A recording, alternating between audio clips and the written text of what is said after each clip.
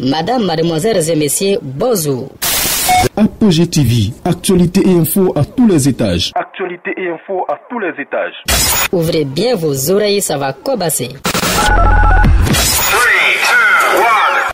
Bonjour et bienvenue à tous. C'est le 5 juillet dernier que Kanye West, le rappeur styliste milliardaire de 43 ans, annonçait sa candidature à l'élection américaine du 3 novembre 2020. Est-il sérieux? N'est-il pas sérieux? Nul ne le sait. Mais déjà, Mr. Kardashian a procédé ce dimanche 19 juillet au lancement de sa campagne électorale en Caroline du Sud. Vêtu d'un gilet pare-balles estampillé sécurité, le mari de la star de télé-réalité Kim Kardashian a prononcé un discours décousu lors duquel il a affirmé qu'il avait voulu que sa femme avorte alors qu'elle était enceinte de North, leur fille aînée. Il a ensuite parlé de son père qui avait également voulu que sa mère se débarrasse de lui. Un discours dont les extraits alimentent les débats sur les médias sociaux, suscitent la confusion, la colère et l'inquiétude pour sa santé mentale. Mon père voulait que ma mère avorte de moi. Ma mère m'a sauvé la vie. Il n'y aurait pas de Kanye West parce que mon père était trop occupé. J'ai failli tuer ma fille, a déclaré Kanye West en pleurant à chaudes larmes. My mom saved my life. My dad wanted to abort me. My mom saved my life. There would have been no Kanye West because my dad was too busy.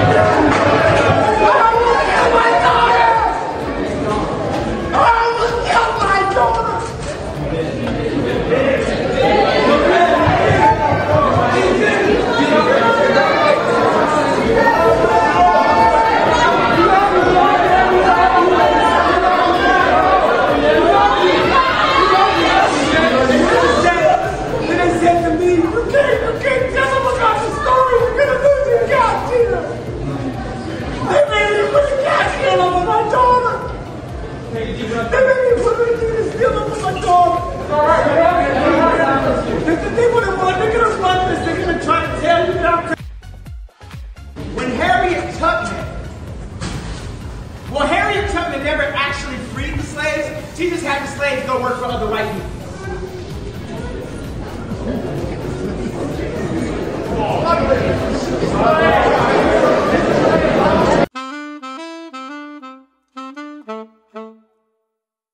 Pour ceux qui ne le sauraient pas, le rappeur n'est pas à son premier effet d'annonce. En 2015, à quelques mois de l'élection présidentielle de 2016, il faisait part de son intention de déposer ses valises à la Maison Blanche avant de se rétracter quelques jours après. Ces dernières années, Kanye West a fait la une des journaux pour des problèmes psychiatriques, ses propos controversés sur l'esclavage et pour son soutien au président américain Donald Trump, pourtant très impopulaire dans le milieu du rap. Il ira même jusqu'à le rencontrer en tête-à-tête en 2018 dans son bureau ovale de la Maison Blanche.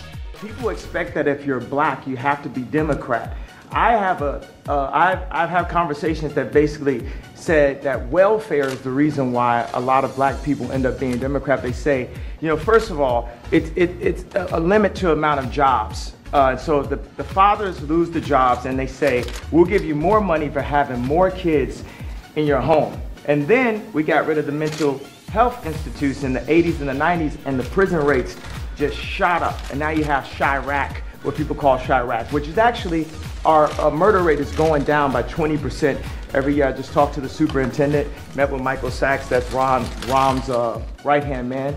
So I think it's the bravery that helps you beat this game called life. You know, they tried to scare me to not wear this hat, my own friends, but this hat, it gives me power in a way. You know, my dad and my mom separated, so I didn't have a lot of male energy in my home. And also, I'm married to a family that, you know, not a lot of male energy going on. It's beautiful though, but there's times where, you know, it's something about, you know, I love Hillary, I love everyone, right? But the campaign, I'm with her, just didn't make me feel as a guy that didn't get to see my dad all the time, like a guy that could play catch with his son.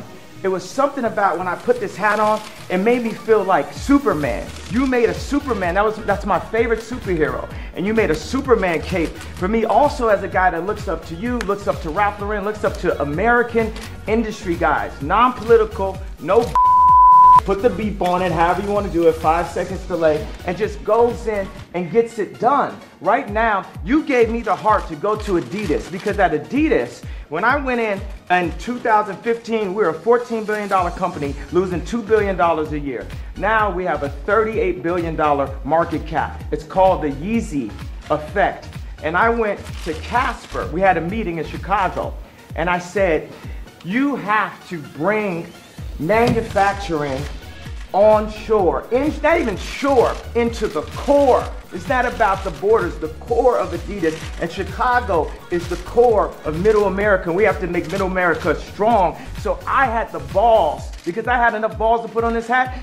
I mean, this Adidas thing made me a billionaire. And I could have lost $200 million walking away from that deal. But even with that, I knew it was more important for me to take the chance of walking away from that deal than to have no fathers in Chicago with no homes. And when we do have prison reformation, because it's habilitation, not rehabilitation, because we didn't have the abilities in the first place. We never had anyone that taught us. We didn't teach us. Exactly, we didn't have no one that taught us. Right? So it's more important than any specific deal, anything, that we bring jobs into America, and that we provide a transition with mental health in the American education curriculum that Jim has worked on. Larry Hoover also has a curriculum that he's worked on. We have Montessori curriculums that we worked on. WeWorks has a beautiful curriculum. The Waldorf establishment has a curriculum. We have meditation. There's a lot of things affecting our mental health that makes us do crazy things, that puts us back into that trap door called the 13th Amendment. I did say abolish with the hat on, because why would you keep something around that's a trap door? If you build in the floor, the Constitution is the base of our industry, right? Of our country, of our company. Would you build a trap door that if you mess up and you accidentally, something happens, you fall and you end up next to the Unabomber? You got to remove all that trapdoor out of the relationship. The 4 gentlemen that wrote the 13th Amendment, and I think the way the universe works, it's perfect. We don't have 13 floors, do we? You know, so the four gentlemen that wrote the 13th Amendment didn't look like the people they were amending. Also, at that point, it was illegal for blacks to read, or African Americans to read. And so that meant if you actually read the amendment, you get locked up and turned to a slave. Again, so what I think is, we don't need sentences, we need pardons. We need to talk to people. I was diagnosed with bipolar disorder.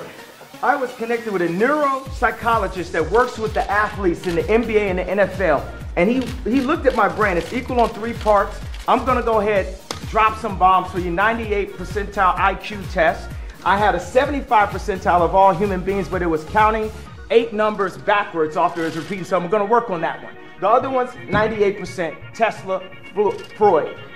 You know, so he said that I actually wasn't bipolar. I had sleep deprivation, which could cause dementia 10 to 20 years from now, where I wouldn't even remember my son's name. So all this power that I got, and I'm taking my son to the Sox game and all that, I wouldn't be able to remember his name from a misdiagnosis. And what we need is, we can empower the pharmaceuticals and make more money. That's one thing. I've never stepped into a situation where I didn't make people more money. So we can empower pharmaceuticals, we can empower our industries, we can empower our factories, we can bring not only Adidas on shore, we can bring Foxconn to set up a factory in, I think, Minnesota, 53,000. Wisconsin. Yeah, Wisconsin. They have 4,000 jobs, people making $53,000 a year. And one of the things we gotta set is Ford to have the highest design, the dopest cars, the most amazing. I don't really say dope, I don't say negative words and try to flip them. We just say positive, lovely, divine, universal words. So the flyest, freshest, most amazing car. And what we want to start with is, I brought a gift with me right here. This right here is the I-Plane 1. It's a hydrogen-powered airplane, and this is what our president should be flying in. Look at this shirt. So get rid of Air Force One. Can we get rid of Air Force One? No, you don't like that? Well, we're going to have Apple, an American company, work on this plane with. But you know what I don't like about, it's not that I don't like, what I need Saturday Night Live to improve on, or what I need the liberals to improve on is, if he don't look good, we don't look good. This is our president. He has to be the freshest, the flyest planes, the best factories, and we have to make our core be in power. We have to bring jobs into America, because our best export is entertainment and ideas. But when we make everything in China and not in America, then we're cheating on our country. And we're putting people in positions to have to do illegal things to end up in the cheapest factory ever, the prison system.